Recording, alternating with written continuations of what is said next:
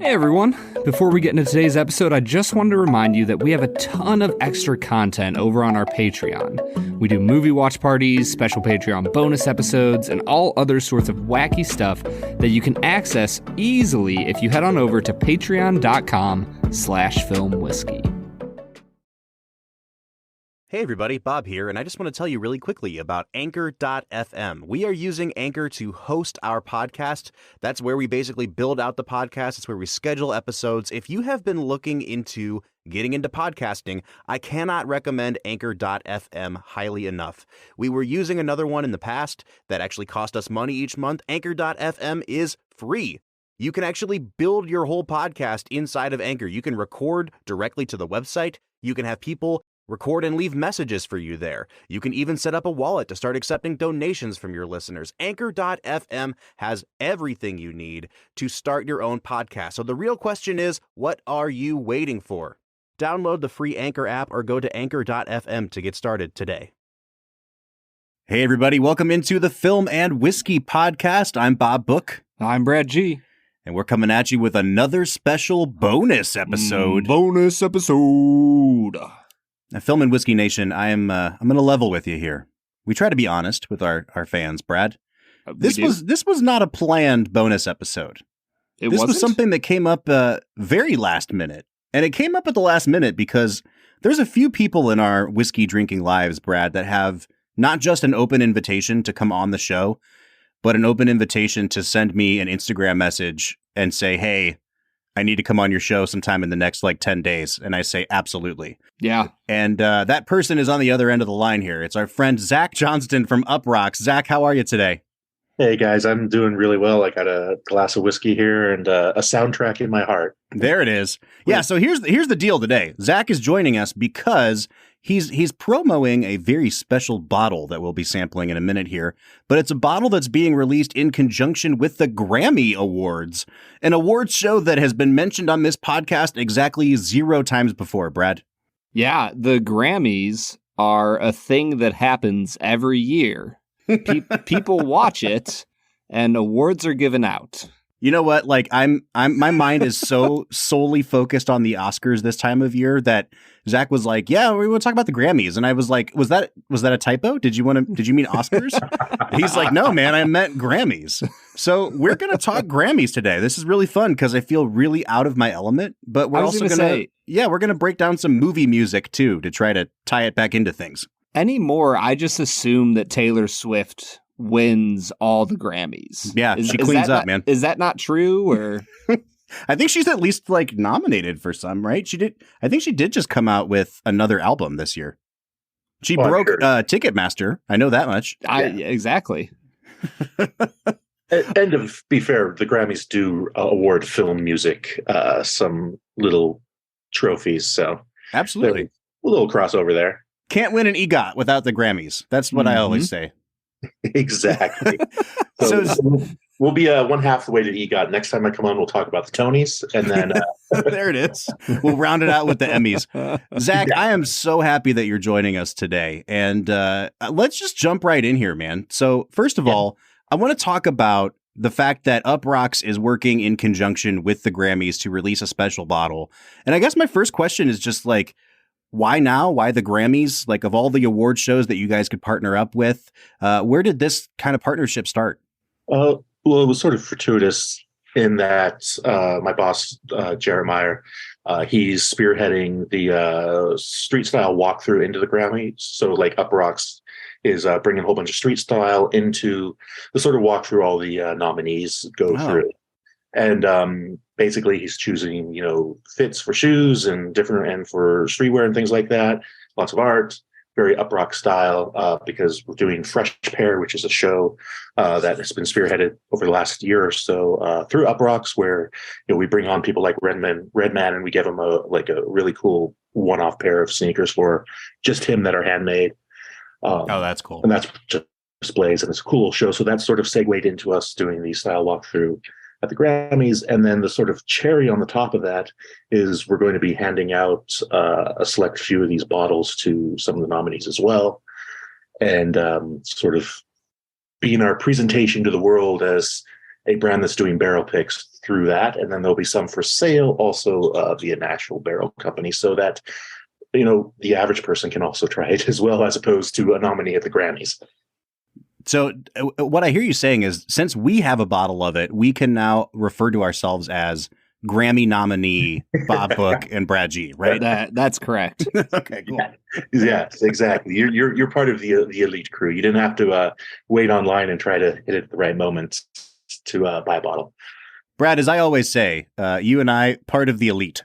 That is, I mean, what else would anybody say about us, Bob? It's the Ohio Mafia, right? That's right. That's correct.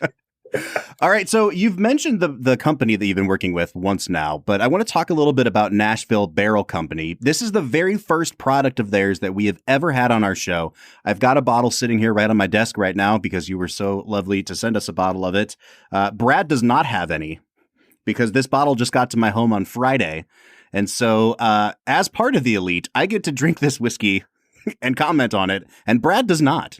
Yeah, I was going to say, I might be a part of the elite, but it sounds like you're part of the 1%, Bob. That's true. That's very true. But I want to talk a little bit about this company because I've heard so many good things about them. A lot of the people that we follow on Instagram have picked barrels with them before. I've never heard a bad word about any of the barrels that anyone's tried from them. Zach, can you give me a little bit of background on this company? Yeah, and it's sort of like I've been working with Michael Hens, who's the owner of Nashville Barrel Company down in, of course, Nashville, Tennessee, for a couple of years now, just, really enjoying their work. The very long story short of it, they're pulling in barrels from Indiana, largely MGP, but some other places too. They bring them down to Tennessee, and they do a sort of final aging there. So they will warehouse them before they take them over to their Nashville location, where they have a open to the public, consumer-facing warehouse where people can go in and they can try different barrel picks from different people who have picked barrels, whether they be influencers, podcasters, people in the industry, and literally, the Cosmopolitan Hotel in Vegas or a Marriott or Husk or whomever. And then also, as a consumer, you can do a barrel pick with your crew if you want, and you can walk away with, 180, 200 bottles. In essence, Nashville Barrel Company sort of is finding those MGP barrels that everyone wants so badly, because they're between 4 or 5 and 8, 9 years old, now getting to 10 years old. Mm-hmm. And Michael Hens has this magic touch where he somehow is getting the best of the best, where I've gone through on multiple occasions and tasted 10, 12, 14, sometimes even 18 barrels in a couple hours. Everyone is good, but everyone is a little different. And it's just this wonderful thing where I don't know what magic he has, but he is getting incredible single barrels of whiskey down there. And so for me, it was like a kind of like a no-brainer fit for us in that, because when you do a barrel pick with a company, you need to do two things. You need to represent where you're getting it from. So like if we did a barrel pick with Wild Turkey, for instance, you want it to be recognizable as Wild Turkey, but with your fingerprint on it as sort of the secondary part of that. So in picking this barrel, I wanted that tenacity, but I also wanted it to be something that was quintessential, in that when you tasted it, you're just like, this is a bourbon nose turned up to 11. This is a bourbon body turned up to 11. And this is a bourbon finish that just puts a cherry on the top. Well, I mean, I can say, speaking from experience over here, man, this thing packs a punch. Can you tell us a little bit about the barrel that you picked in particular? Yeah. So I think on the day we went through 6 or 7 different barrels, and this one stood out specifically because of the beginning, middle, end was very clear. It's a 6.2-year-old barrel, 5 years in Indiana, 14 months in Tennessee, aging. It's a high rye, 21%. The proof is 118.16, so 59% ABV. And yeah, it was, it's an MGP from Indiana, so it's not like, we're hiding behind, ooh, it was this or that. That got a little extra aging in Tennessee, and so it's a 6+ year old, and we got about 180 odd bottles out of it. And I liked it because it was of the barrels I tasted that day, it was sort of on the lower end as well. There were some that were nearing hazmat levels in the 130s that just were a little too bold, because, as I said, that secondary thumbprint that we wanted to put on this as an actual NBC pick was that, a lot of the people who are going to be tasting this, in the hip hop community or the streetwear community, whether we like it or not, they're used to Blanton's and things that are proofed down pretty far. Mm-hmm. So we didn't want to go too crazy with this huge, beast of a bourbon that would be too unapproachable. And I felt with this, even though the ABVs were on the higher end, we're still just under 60%. And for me, it doesn't play as a heat bomb on the palate too much.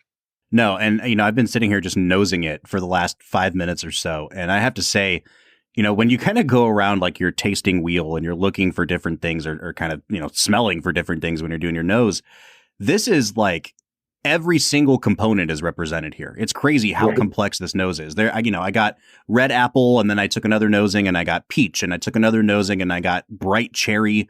But then there's even something on this that is like, I very rarely get anything on that sort of like herbal or vegetal side with bourbons, but it reminded me a lot of fresh thyme. And I never get a note like that on a bourbon. That's usually something, maybe on a rye, definitely on something from overseas. Like it has that sort of herbal note to it. And then you kind of come back around, and I was getting just like vanilla, like a Bavarian cream, like vanilla pudding kind of. Yeah, nice. It's really, really complex. You picked a good one, man. Yeah, Bob, you're getting all the things I'm getting. That's for sure. Brad, I apologize that it hasn't gotten to you yet, but you are getting some. So that is a-okay. Zach, I will never impugn your honor here, but Bob's, on the other hand. I have none left to impugn, Brad. Speaking of having no honor, I also have no social relevance. If you haven't noticed, I'm a bit of a loser, Brad. Your star meter is a little down. I read this article like a year ago where they basically have scientifically proved that at the age of 27, people stop listening or caring about new music, and they start thinking music in my day was better, which is really crazy to me, because it's like you're 9 years removed from high school and you're already like, music these days. And I have to say, like, I'm pretty much tipping into that realm now, where I don't necessarily think that music is worse these days, but I think the proliferation of like Spotify being a driving force behind people getting on charts, where every week there is a new artist who has a #1 single who has never charted before in history. It's really hard to keep up with trends nowadays. And so I look at this list of nominees from the Grammys, and there are some recognizable names, and obviously I'm looking at record and album of the year right now.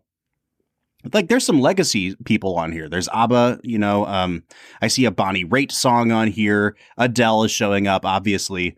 But when it comes to like some of the more contemporary artists, like I'm looking at it and I'm like, all right, I know Harry Styles, and that's kind of about it right now for me. Like, I see a Taylor Swift over there.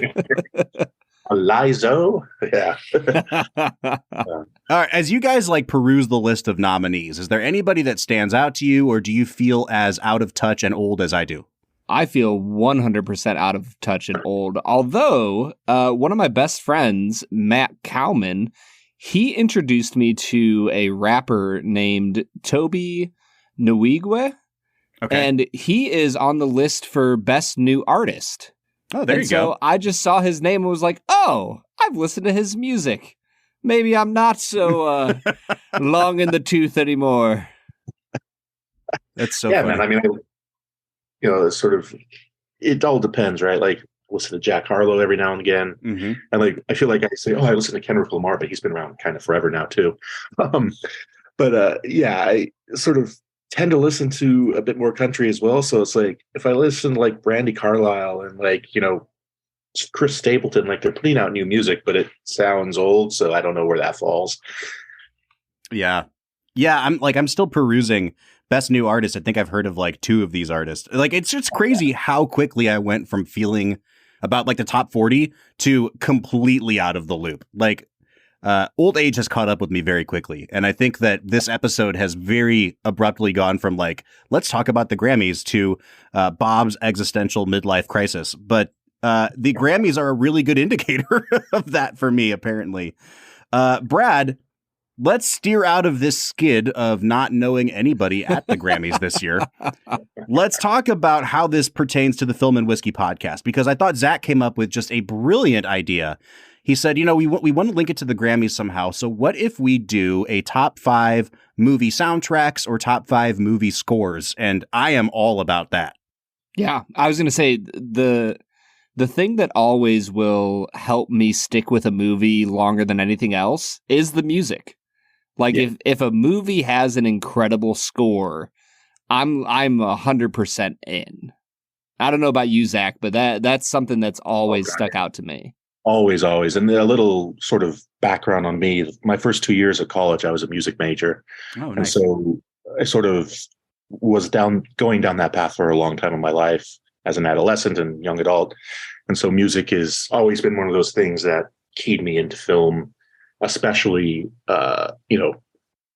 we got to all grow up really lucky, obviously, with John Williams, which we'll talk about. But also, I feel like there was less of it when we were growing up, so it stood out more. There were just fewer films that, in the 90s and even the early 2000s as there are compared to now. So you could really hear something special and it would stick with you, and you would get the album or, download it. And, you would I remember listening to soundtrack albums all the time. And not just, the pop song side of it, but the orchestral side of it. So it was always a big part of me growing up and being attached to film was the music through the film. And, there's so much. I mean, every genre, every style, where do you want to begin? Where do you want to end? We can find, some nuance in there that probably speaks to somebody. Yeah, and I'll say, today we're going to be getting into the scores and the soundtracks, which Bob will explain the difference in a second here. But we're probably not going to talk about one of the most well-known forms of music in movies, which is musicals. But if you want to hear us talk about musicals, we just did that 2 weeks ago, Bob. We sure did. Yeah, we were talking with Jared Dixon, who is, a spoiler alert, I guess now, about to take on the role of Aaron Burr on Broadway in Hamilton. And we did our top 5 movie musicals then. So yeah, we get to check that off the list a little bit. And that makes at least my list a little bit easier. So we decided to let Brad do his top 5 movie scores, and I'm going to do my top 5 movie soundtracks. And I realized that as we were parsing this out a couple days ago, Brad, that the line between what is a score and what is a soundtrack is often blurred. I think people try to use those words interchangeably. So maybe we should give some definitions for what we mean by score versus soundtrack.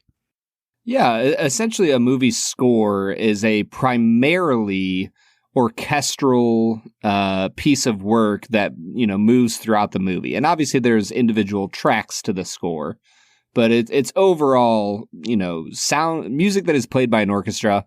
Think Star Wars, right? The Star Wars theme song and all of the music in Star Wars is a orchestral score. A soundtrack, though, would be Guardians of the Galaxy.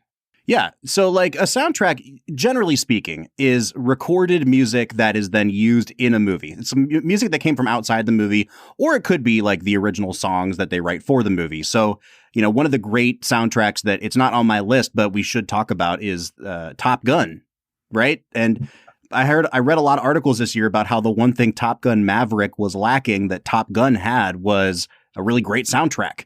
There were only, I think, 2 original songs in Top Gun Maverick, whereas the original Top Gun is just Kenny Loggins turning it up to 11 with Danger Zone. And then you get Berlin with Take My Breath Away. Those are soundtrack songs. But the score, the da na na na na na na, that's the score. It's the music that's written instrumentally to accompany what's on screen. So soundtrack is things that come from outside the movie, and the score is things that are written to accompany the movie. I guess, I hope that makes sense. But yeah. Brad and I are going to break down our top 5s. And then I think Zach also has a list. I don't know if it's a mishmash of both, but you're playing wild card here today, my friend. Hell yeah, exactly. So I'm going to throw some wild cards in there at the end, and hopefully it'll be some good conversation because, again, we're talking about music and film. I mean, what's not to love? Right. Now, again, this is not meant to be some sort of comprehensive, the top 5 ever written kind of a thing. It's more just these are our favorites. / ones that we really appreciate and would like to talk about. So, Yeah. Brad, why don't you walk us through your top 5 first, and we can critique you mercilessly while you go through it. I think you might have a hard time doing that, Bob. All right, let's put it to the test. So I will say, I could easily put 5 John Williams movies here and just be done with it. Yeah. But I limited it to one movie franchise. Ooh, which? I mean, I know mine from John Williams, but man, that's hard. Oh, man. Well, we'll get there in a second. He's a little bit higher on the list than 5. So for my 5th pick, I went with somebody who I think might be the second best composer to him. I went with Hans Zimmer for Interstellar. Ooh, nice. Okay. Because I just think that the work he did, I mean, he took like 2 years working with a famous organ in London to compose this soundtrack. And it's, I don't know. Does the music from Interstellar stick out to you guys in terms of all-time orchestral scores? I think it's one that people have really latched onto, like, especially from the last decade. Obviously, I mean, it was only around for the last decade, but like, there haven't been a lot of movie scores that have like hit the zeitgeist in the last 10 years. And I think people have really gotten into Hans Zimmer, and people really like listening to Hans Zimmer while they study or whatever, and listening to him use the organ in a way that like the organ hadn't really been used in a long time. Yeah, I think Interstellar is definitely one of the most famous and popular scores of the last 10 years. Yeah, if I was going to pick another one from Hans, it probably would have been Gladiator. Because I think the score for Gladiator is killer. But yeah, that was a good one to study too in college, let me tell you. But no, I agree with you on Interstellar. I also think it was one of the better Nolan soundtracks in that it was subtle and nuanced in a way that his other ones had this, the big bombast and big, sort of like like an early aughts action movie would have, which is fine in and of itself. But Interstellar does have a timelessness to it for sure. Yeah. Well, that's my number 5. Number 4, I am going to go way in the other direction. I'm going to choose Dario Marianelli with Pride and Prejudice. Oh, wow. Oh, okay. I've seen that movie one time now. You have seen it one time. Zach, have you ever seen 2005's Pride and Prejudice? No, I have not. Is that the one with Keira Knightley? It is. I have not seen that. I apologize. I missed that one. It is incredible. I absolutely love the movie, and the music in it is one of the largest reasons why. Okay. Wow.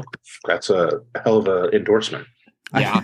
I have nothing further to add. I can't remember a single thing about the score to that movie, Brad. Bob, just go home. I mean, I'm trying here. Number 3, you're going to like this one a little better, Bob. Number 3, I am going to go with Ennio Morricone, The Good, the Bad, and the There Ugly. you go. Oh, there it is. Da, da, da, da, da, da, da. Dude, the score as they are having their showdown is simply one of the most epic things to ever come out of an orchestra ever. And it just lives in my brain constantly. Hell yeah. I tried to tell you when we watched that movie how good that scene is. It's dude, it is so crazy because I feel like that movie builds for about 2 hours and 40 minutes to that one scene. And it is like, I mean, Brad, I forgive the use of the word here, but it is like an orgasmic sequence of just like, I have never had such a buildup of tension release in such a cathartic way during a movie. Then like that scene works every single time I watch it. It's insane. Yeah. And how much of that is Morricone's music? I mean, oh my gosh. Yeah. Yep. It's just, it is kind of an orchestral release in this weird Western way. I mean, and it's also iconic. I mean, it is one of those things that has become, so parodied and also homage to a billion times over. And it is so much of our zeitgeist now that it is almost, I don't know, it's like it's like imprinted in our brain almost. Well, and not only that, but the opening theme song is like, if you think about an old Western, that's the song, like the whistling that happens in your brain is that. I don't know how he did it, but Morricone in this it's one of the greatest scores of all time, hands down. Yeah, no argument for me, man. Yeah. All right. So number 1 and number 2 were so incredibly difficult for me because I think that, like I said, I think John Williams is the greatest composer of all time. But I put him in my number 2 slot. Ooh. And I did it for the Star Wars franchise. Okay. I'm not going to pick one movie because all of them are incredible. I think that... Yeah, I think that's fair. Like all of the little themes in the movie, whether it's, Han and Leia's love theme or the TIE fighter fighting the X-Wing battle music, he just knocks almost every single song out of the park. But I will say, I think my favorite Star Wars track is the fight scene from Episode 3. Yeah. I love Duel of the Fates. It's incredible. But there's an emotional weight and gravity to that fight between Obi-Wan and Anakin in Episode 3 that I think it might be one of Williams' greatest scores. And I also think like what's brilliant about Williams, but brilliant about those scores is the prequels. Say what you will about them, the music doesn't suck ever. No, like that is, I mean, obviously special effects at the time, blah blah blah, but the second and third, Episode 2 and Episode 3, phenomenal soundtracks. Yep. Yeah. So John Williams takes my number 2 spot. Bob, can you guess my number 1? I have no idea. Like, if you're not going to choose John Williams, then I don't know. Once again, I'll give you a little clue. It's not just one movie. It is a franchise. A franchise. And it's not John Williams. No, it's not. Is it? I was going to say Harry Potter. That's John Williams. Yeah. I'm going to go Howard Shore, Lord of the Rings. 100% correct. Yeah. If I know you. I was like, this might be the end of our friendship. We're always like top 5 slapstick comedies. And Brad's like, I'm going to go with one of the scenes from The Shire in Lord of the Rings. You got to weave Lord of the Rings in somehow. Yeah, I don't know.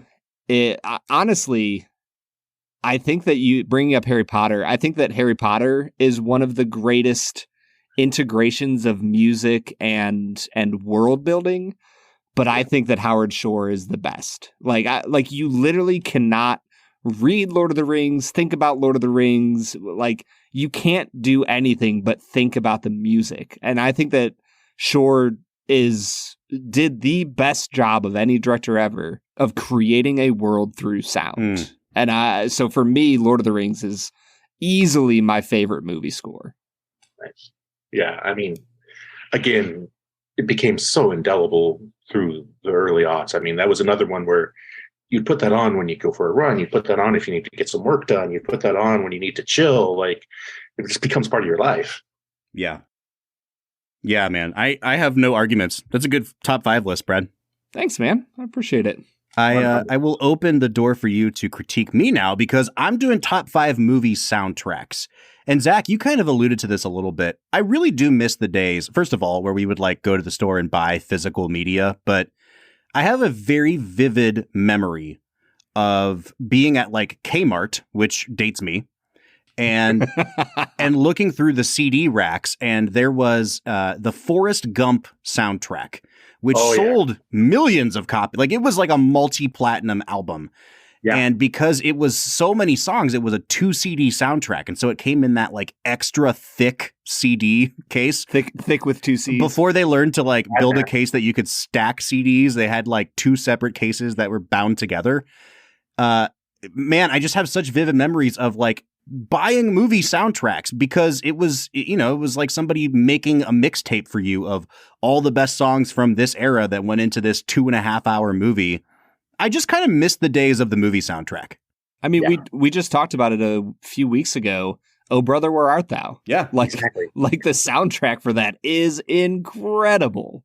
And I think that is a really good point, Brad, because I started making my list and I realized there's different kinds of movie soundtracks. There's, songs that are written just for that movie. There are songs that are, part of like a musical. And I think Oh Brother, Where Art Thou is kind of like in between those two, where it's not quite a musical, but there's enough songs performed in the movie that were written for that movie that you could kind of consider it a musical if you wanted to. And then you've got ones like the Forrest Gump soundtrack, which I would kind of call an anthology soundtrack. And I didn't really include one of those on my list because it's almost unfair. Forrest Gump is a movie that spans like 4 decades.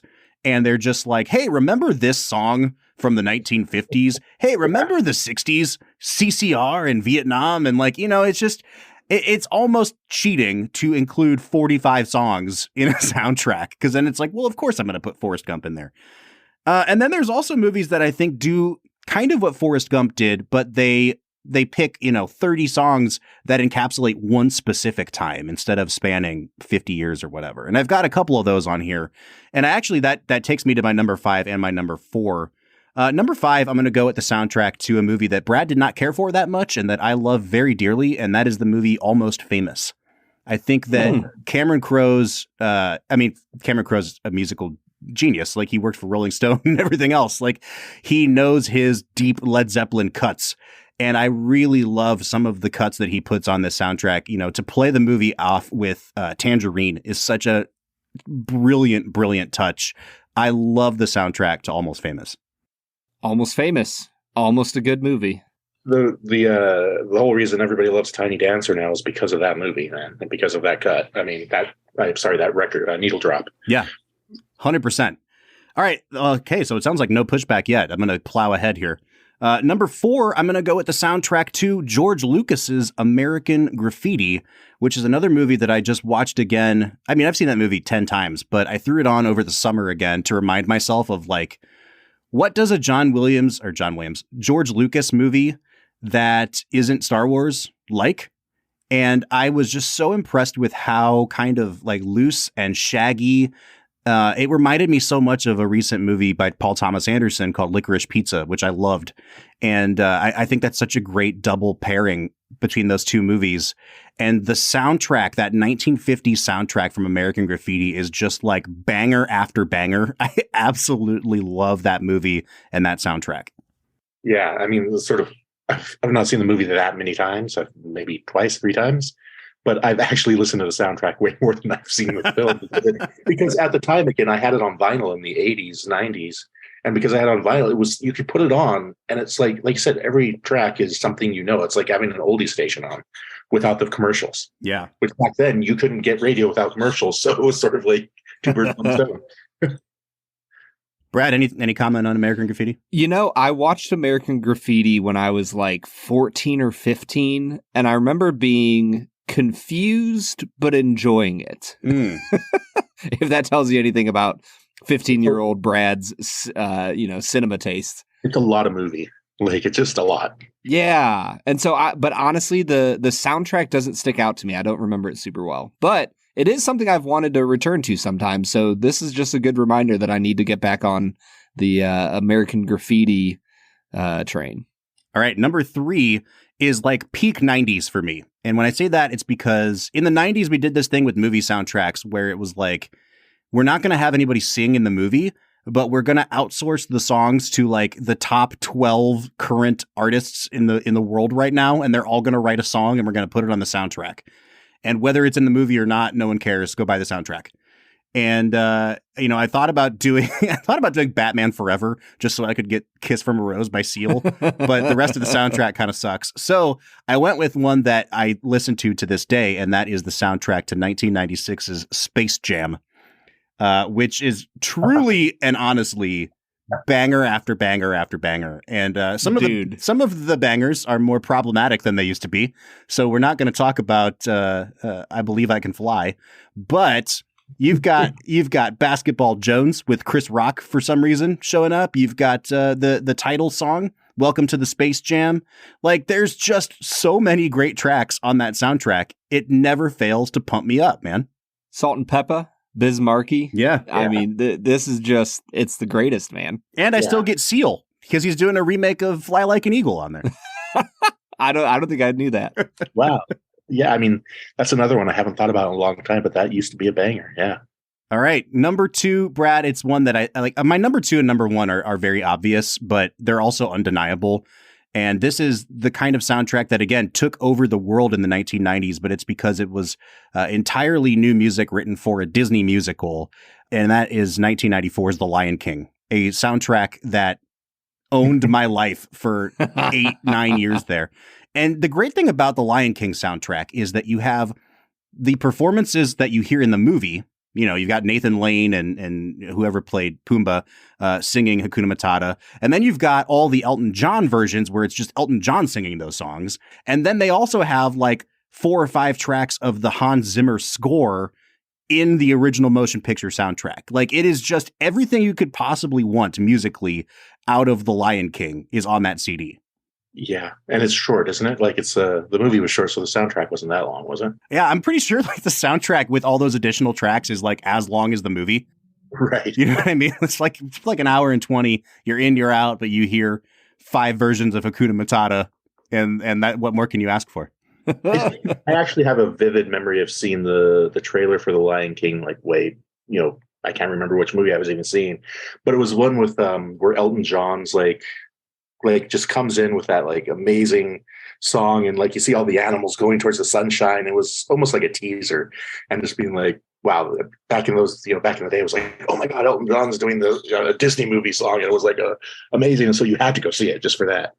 Yeah, and that's the thing about like my number 2 and number 1 is that I think sometimes when you want to appear like not just cultured, but just like, oh, I'm in the know, you don't pick the obvious thing. And, you know, I thought about talking about how back in like 2007, the soundtrack to Juno was like something that took over college campuses because it was like, here's how you can be quirky and have little ukulele covers of everything.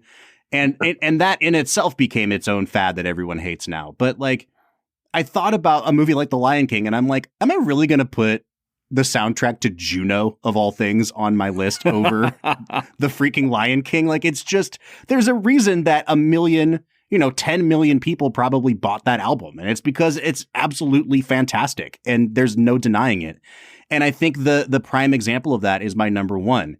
And it's going to give me an opportunity to talk about something I've never talked about in this podcast, Brad, and that is disco, because it's Saturday Night Fever. Like, holy cow. One of the, I think still to this day, one of the top 10 best-selling albums of all time. And here's the thing. I'm really glad people are finally starting to reevaluate disco music. It took 40 years, but over the last 5 years or so, we've gotten a Bee Gees documentary. People have I think started to kind of adapt some more of those disco-y sounds into their music. Bruno Mars did this for a little while. The thing is, if you know your music history, then disco music is a natural progression out of the R&B and soul that we had in the 1960s, especially from Motown. And I think, the issue that a lot of people have with it is very similar to, Brad, what you and I have talked about with Elvis, like appropriating black music, and the Bee Gees are these, Australian guys doing it. But they made incredible music. And when you listen to the grooves and how in the pocket these bands are, it's insanely good. You put on any one of those songs, whether it's Night Fever, whether it's How Deep Is Your Love, or, Staying Alive, obviously. That album has, I want to say that album had like 6 or 7 number 1 hits on one album. Like, it's an insane collection of tracks. And there's no denying it. Also, it has one of the greatest puns of all time in the title, A Fifth of Beethoven. Yeah, there it is. Like, come on. That's just freaking killer, dude. It's fantastic. I mean, that is an amazing film of its time, of course. I mean, it's got some... I don't think people also realize how crazy that film is and how dark it is. Yes. But also, I mean, looking at the music purely, I mean, you don't really have hip-hop in the same sense as a mainstream thing without the Sugar Hill Gang, which is a disco song. Yep. Where, these guys from New Jersey took this Bronx sound and meshed it with disco and made a massive hit worldwide where everyone listened to, rap for the first time in 1979 on a wide scale. And so, and that kind of, I was thinking about that with Elvis as well, because that's why I loved the Elvis soundtrack from Baz Luhrmann's film, because it kind of brought it all full circle by, Baz, like, specifically going back to the Beale Street community and to the African American community and being like, hey, let's take these songs and bring them back in again and sort of, find something new there. That was interesting. All right, guys, it's time for Zach to blow the rest of us away with what I'm sure is the best top 5 here. But hit us with your top 5, Zach. So I'm going to go a little of best of both worlds from both of you guys. I'm actually going to start off with John Williams in the bottom slot of my top 5. And I got to go with Superman. Like, it's this sort of like you can say whatever you want about Zack Snyder's Superman movies. His biggest mistake was not using John Williams' score, like because that score is so iconic. You watch those opening credits from the 1979 movie with the names of Marlon Brando and Mario Puzo, Yep. like Gene Hackman zooming through space, and you're listening to this. It's like a grand march, from like of the Wagner era, but it's also got this wonderful sci-fi aspect to it, and it's just John Williams being kind of weird too, and kind of romantic, and also it's just sort of earlier in his career, so he isn't quite as dialed into some of the repetition he has later in his career. Like if I'm going to go for a run, like I'm going to put on Superman soundtrack before I put on even Indiana Jones. And I love Indiana Jones, as especially the Raiders March. I mean, that is one of my favorite of all time as well. But it's really that, that opening scene in Superman of just that. And again, I admit this is nostalgia as well. It's born in that era. I grew up with that movie. But it transcends, and say what you will about the Superman Returns. At least it had the good sense to use John Williams score in it. But yeah, that's where I got to start. This sort of, and that I think primes you for where I'm going to go. Bob, we need to just do an episode on John Williams, because like I was sitting here today listening to a bunch of his music, and I'm just like weeping listening to Schindler's List. Oh god, and like his theme from that, and I'm listening to Jurassic Park, and he just is incredible, and we need to do an entire episode on it. Here's what we'll do. I'll say it right now. We're going to bring Zach back on the show. We will power rank John Williams themes. Yeah. And we can't have separate lists. We all have to come up with one power ranked list. Now, can we put the Olympic theme song on there? Hell yeah. Okay. This man wrote a theme song for the Olympics. Like, have you ever stopped to think about how crazy that is? Like, yes, I have. And that's fantastic. I am so in. Yeah, I'm. Like I said, I agree with Brad. Like, you can make the whole list your top 5 with just John Williams scores. He's so part of our lives. Even if you're not an avid cinema goer, you've heard his music at theme parks. You've heard it in TV, commercials, everyday life, on the radio, on your phone, on somebody else's phone, just in a bar, whatever. You've heard his music as part of your life. All right, Zach, let's do it. Number 4. So I'm going to go into my other sort of cinematic upbringing, and I have to go with the Kubrick movie. And Kubrick did so much amazing stuff between the synth and Clockwork Orange and the ridiculousness of the Shining soundtrack. But I'm a big Eyes Wide Shut fan, and I know that's a controversial hill that I'm probably going to die on. And part of why I love Eyes Wide Shut is the music in that film is just phenomenal. It's Kubrick doing his absolute best needle drops, best work with Jocelyn Pook, who did the soundtrack. And so, the sort of weird organ-y sort of like chanting music you hear as Tom Cruise is walking through the orgy, that's her writing the score, which is so unique. And then you have Shostakovich showing up, and Grigor Ligeti's piano craziness, and Mozart's Requiem, and just the whole thing comes together so cohesively to tell this kind of New York fairy tale story in a way that it really sticks out. I mean, just fairy tale. That's a pretty strong description of Eyes Wide Shut. Well, old school fairy tales are pretty dark. That's true. That's true. That's true. I always do have to skip the orgy scenes when I'm reading Aesop to my 6-year-old. Touche. But it's just that one of the things like that. I guess I wasn't in the minority when it came out. People forget when that movie came out, people loved it. Critics loved it. It was a huge hit, like made tons and tons of money. And, and then it had its because of the Spielberg cut as opposed to the Kubrick cut and blah, blah, blah. But still, it's one of those movies where the music just stuck with you, and it was parodied, and it became part of the zeitgeist. And, you saw it on The Simpsons and blah, blah, blah. But, I just, that film's music just I feel is something that became a bigger part than the movie alone. Nice. All right, moving along, number 3.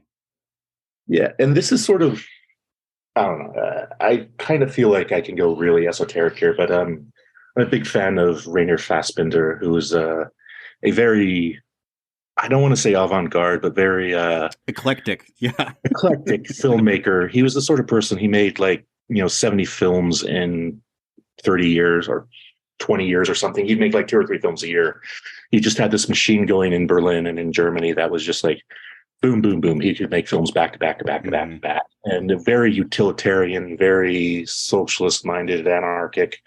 But also he would do mainstream stuff. He did Berlin Alexanderplatz in 1980, which was this big miniseries on TV. Yep. So it wasn't like he was only doing, Cassavetes level, weird plays on film. He was doing everything. A lot of social commentary, of course, of the time.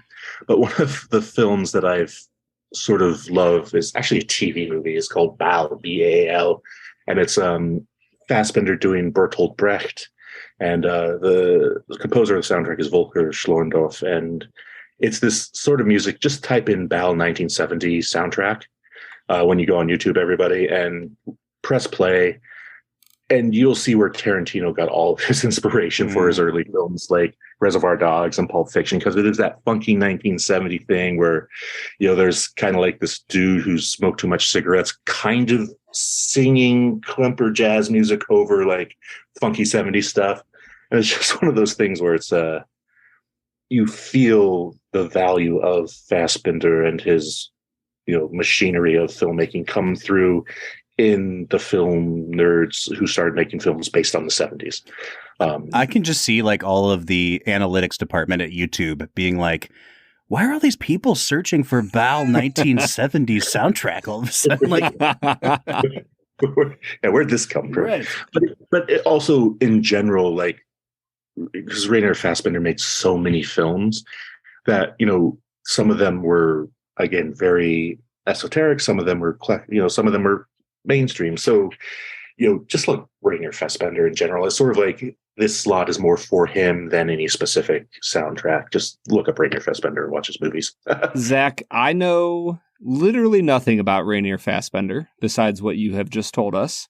However, I did Google him, and upon looking at the first 2 pictures that came up, I have decided that you like him because I think you kind of look like him. Oh, really? Holy I think you guys have a similar vibe.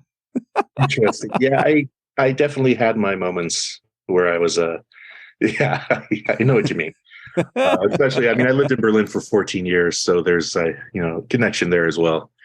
But he's a fascinating filmmaker. Sort of just nobody has since or even before been able to create as much as he did, and obviously he burned out and crashed pretty hard. But when you're making 3 or 4 movies a year, that's going to happen.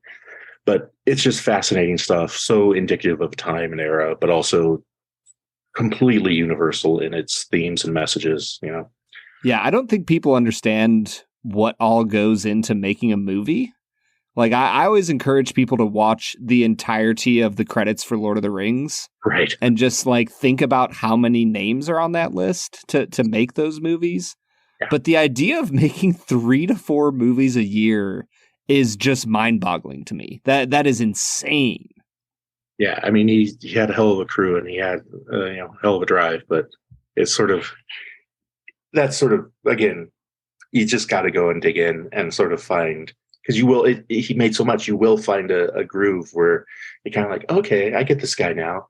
And then he'll do something abstractly I don't get this guy anymore. You got to take a year off and then come back and tiptoe back towards him and being okay, let's try this again.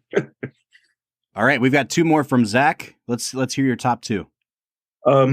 So I'm actually, this is going to date me again. I grew up in Seattle in the late 80s, early 90s is when I sort of, came to be who I was. So this is actually keying us back into the Grammys as well, because a nominee this year for score and soundtrack for visual media, as the Grammys call it, was the Michael Giacchino soundtrack for The Batman. Oh, nice.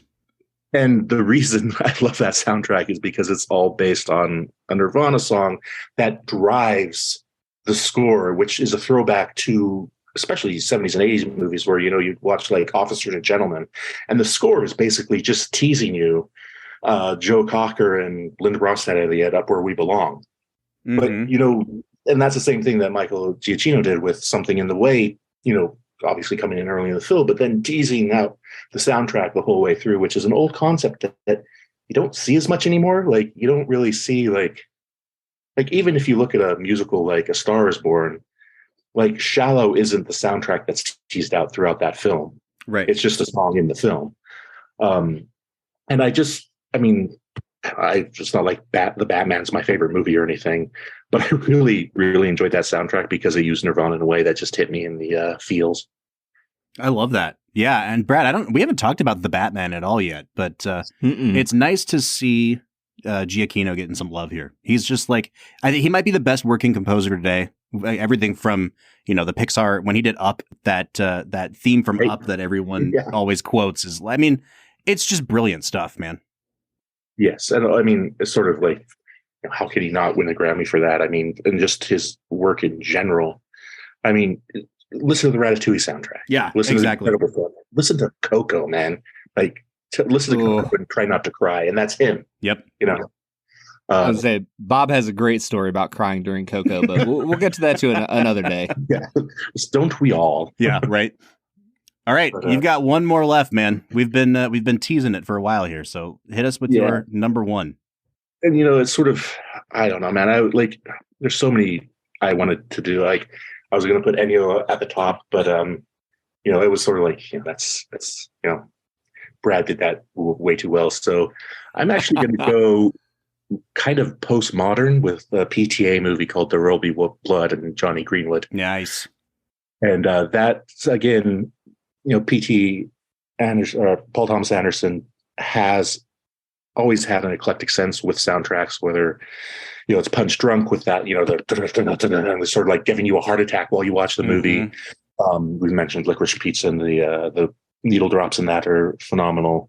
But I kind of feel like he hit the peak with There Will Be Blood because Johnny Greenwood somehow takes the depravity of that early dog-eat-dog capitalism and kind of pulls the strings of the violin and the cello like through your soul as you're watching, Henry Plainview and the Peachtree Dance and, just all his just angst and anger, but also like the love that's there. And like, when you rewatch that movie, it could almost be a silent film just with his score. Oh, 100%. Because, the dialogue is there and there's nothing wrong with the dialogue. It's not like it's, adolescent or anything like that. But the dialogue is so sparse and just Daniel Day-Lewis's performance. And also I'm so sorry, I forget the kid's name who plays his son. His performance is so good. Like when he tries to burn the cottage down and he sort of chases him out, but he's still so drunk he can't chase him, and he stops and he leans over and you hear the fire and you hear a little bit of music when he starts running after him again and they go behind the bush, and it's just sort of, it's just for me an excellent score. And it's also, Johnny Greenwood. Johnny Greenwood's going to probably make some good music given where he comes from, right? There's some pedigree there, but it's another one of those things. Like, we could just talk about PTA scores and ranking his music, but I do kind of feel like There Will Be Blood is the most like stick with you. Yeah, we talked about it when we did our episode on There Will Be Blood. There's something to how just unsettling and eerie and dissonant and discordant that music is. And they know when to use it and when to make it be completely silent. And, the incident at the end of the movie that gives it its title has no score underneath it. And I think that a filmmaker that knows when to use music to its fullest effect, and that sometimes not having any music is using music to its fullest effect. It really is a match made in heaven between those two. And I think that's a great pick for number one, man. Yeah. And it's sort of like, it plays a little bit of homage to one of my other favorite scores from Kubrick, which is The Shining, where you have those like, out of nowhere, like string screech, and, and you're just like, oh shit, what's about to happen? Yeah. All right, everybody, there you have it. We've got top 5 soundtracks, top 5 scores, and Zach's, grad level syllabus on really cool stuff to listen to. I really look forward to checking out some of those because I haven't heard all of them. Brad, once again, this has been an enlightening conversation with our friend Zach Johnston. Yeah, I am genuinely so excited to have him back on to talk some John Williams. That will be an incredible episode. But Zach, thank you so much for coming on today, man. I'm excited to try some of this whiskey as soon as Mom gets it to me. But well, gentlemen, I can't thank you enough, and it's, as always, a wonderful conversation. Yeah, make sure to check out the Grammys. They're coming this Sunday, February 5th, 8:30 p.m. on CBS. Make sure to check out Nashville Barrel Company. I know I will be. This is some phenomenal stuff. Brad, I can't wait for you to share a sip with me. Yeah, and also, make sure that you keep reading Zach Johnston. He is the drinks editor over at Uprocks and just continually pumps out incredible articles about the world of whiskey. Thank you, guys. I appreciate that. All right, we will be back on Monday with another regularly scheduled episode. But until then, I'm Bob Book. I'm Brad G. And we'll see you next time.